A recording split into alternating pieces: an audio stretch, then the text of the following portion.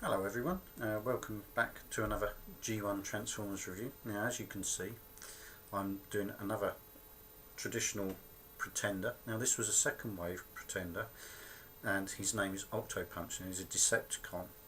Now the second wave pretenders were slightly smaller. If I start off actually with a size comparison, give you a rough idea how big this guy is. As you can see he's modelled on kind of cross between a old diving suit and a sort of like octopus sort of monster. A little bit like those old sort of B movie sort of 50s films, the Star Wars monster. Now if you compare him against a deluxe figure from the Prime line, similar-ish sort of height for the actual sort of figure, but of course because of the helmet and that makes it just that little bit taller. Now I'll show you around the actual figure himself. On the Pretender shell in this mode you get one handheld weapon, which is kind of like a cross between a pincer and kind of like a bone, if you like, sort of weapon. It's supposed to be a blaster with sort of knife front onto it. Slightly rubberized on the Pretender weapons, so not really saying it will get damaged as such, but you do have to watch out sort of for some browny yellowy foxing on these, especially on the light coloured weapons, but it probably is reversible with the old peroxide. That's his main weapon.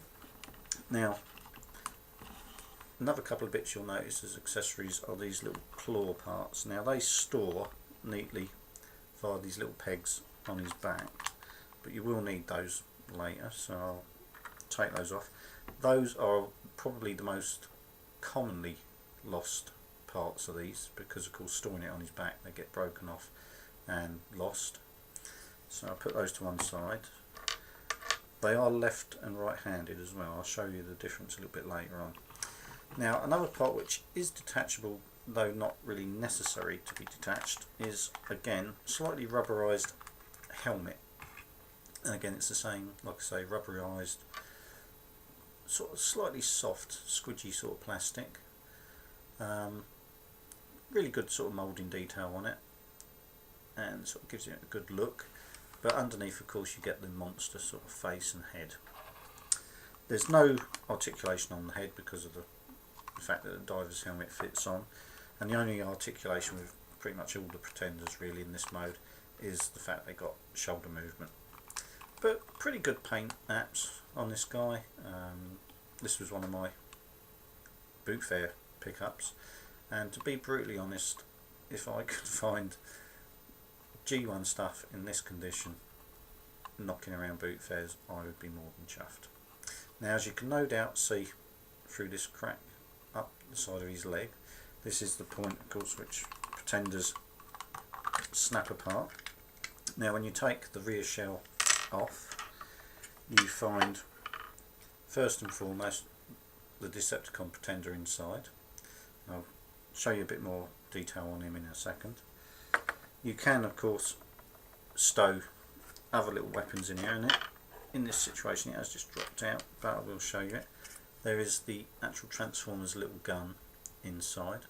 Oh, and Octopunch is both of these.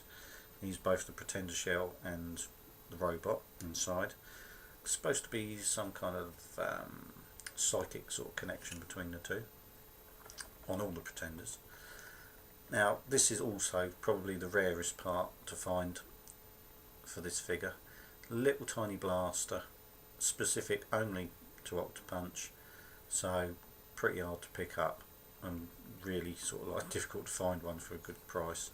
Now that stows on a little tiny hole there at the end of my finger is, and you just sort of peg in the grip and it just stalls in there when it's in Pretender mode.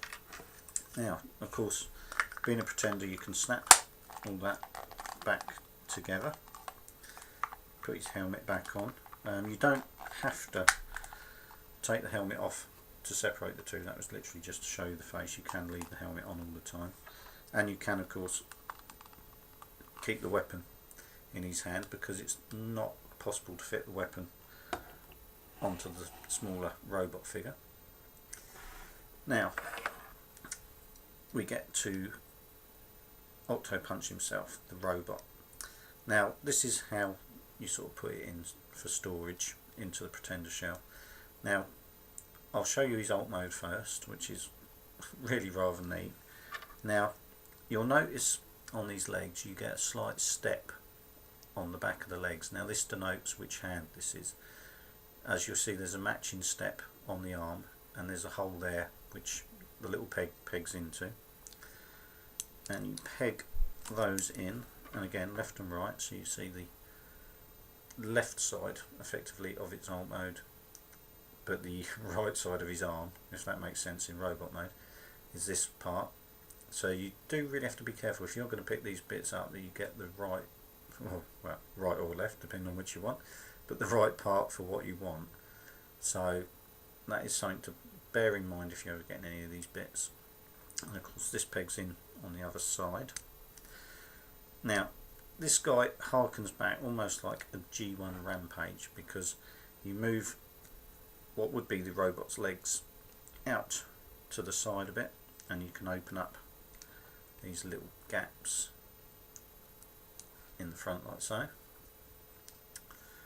and what you basically get is a little tiny G1 crab. Not the greatest of alt modes, let's be honest. It can be a little bit floppy on these joints because they're only like a pressed metal pin, like a rivet, so you'd have to be very careful to try and actually stiffen that up if you're just going to use anything like super glue. The usual way you can do it, simply for the fact it's not a joint you can take apart and put back together, so you'd have to carefully drip it in and then keep it moving. So a little bit iffy doing that. Now with the robot gun, there is a small hole on the crab's back, and you do in fact manage to peg it in, so you get a little armoured crab. Again, not the greatest alt mode out of all of the Decepticons, and like I say, it does remind me a little bit of Rampage from Beast Wars, but pretty good fun. And it does actually stand, if I put him down there, it will stand on the legs and have a little bit of ground clearance. So it is a very small transformer as such for the size of the Pretender shell. A little bit disappointing in that way, but if you like these guys, you're going to like them regardless of size wise and that kind of thing. And again, like I say, alt modes are pretty basic when you get into G1, especially the second wave Pretenders. Looking at this guy, give him a quick 360 for you so you can see the basic crab mode. Some nice mouldy detail all the way around, and very basic to transform. Now if I turn him this way, so you've got the front of the crab with his pink eyes towards you, you move these down, which would be the crab claws, and straighten them up, close the pincers, and that's pretty much it. You just turn him over and you can pretty much see the robot mode. You get tiny little toes on the front there, and the only thing to do, which is left really, is actually push up on this middle section here, which does a little head reveal. It doesn't click in place, but it does sort of stay there firmly enough. Now if I can get that to focus in, there we go. Not the greatest head sculpt, not really any face detail, just a more of a visor sort of face on him, but a very nice little robot mode. The crab claws kind of look quite mean on that, like if you give you a good whipping sort of round with the points of it. Now the only downside to this, as far as I can tell, the only way that you could possibly mount his weapon onto him is by taking off the claws and pegging it on like an arm cannon, a bit like Megatron's, so that he can aim like that. But of course you do then lose both the claws, so it's up to you what you sort of really want to go with. You can have him bare bones robot with gun, or what I would tend to say looks a bit better is to pop the claws back on like so, and I tend to just leave his weapon mounted on his back like that, because I kind of think he looks a little bit more substantial and a little bit more menacing with the fact he's got these claws. Kind of a little bit, again, like Scorponok, and again, harkening forwards effectively to Beast Wars with, say, Black Arachnia. Trying to think. Well, you've got Rampage. I'm trying to think of the other spider bot. Tarantulas, where they use the points of these weapons almost to fire bolts. Points of the legs, sorry, as weapons to fire bolts of laser fire at their enemies. So yeah, it's almost a forerunner of that kind of idea, and I think, like I say, adds a little bit of bulk to the actual little figure and makes it look generally a little bit better. Now if I focus out a little bit so I get these guys next to each other, again you see that a huge size difference. Oh, knock him straight over with his own Pretender shell.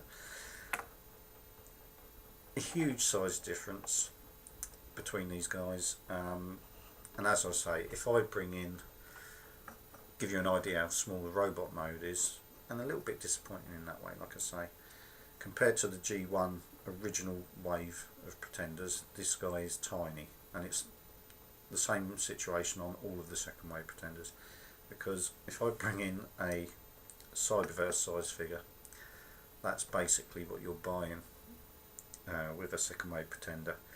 And for how much some of them go for, such as Octopunch, Bludgeon, and Stranglehold, just naming the Decepticon ones, they are very expensive to get complete. Are they worth it, to be brutally honest? Unless you're seriously keen on collecting G1, I would say no. If, however, you are a bit of a completionist and a G1 fan, you're going to love them regardless, but it is just a shame to cram a robot into that shell. They really downsized, and they, like I say, they did downsize on the actual Pretender shell as well. A little bit of a shame, again, cost cutting exercises, I suspect, of the time.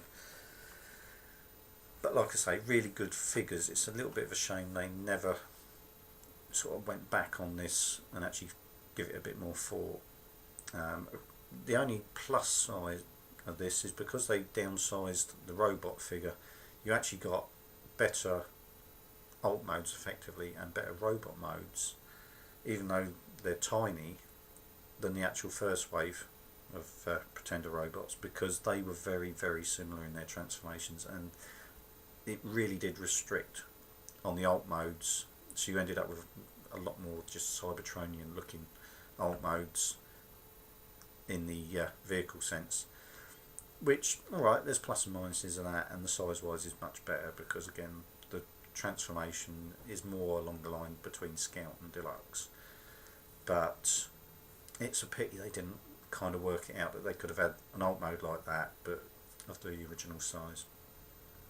Anyway, I hope you've enjoyed this little look at one of the classic G1 Pretenders.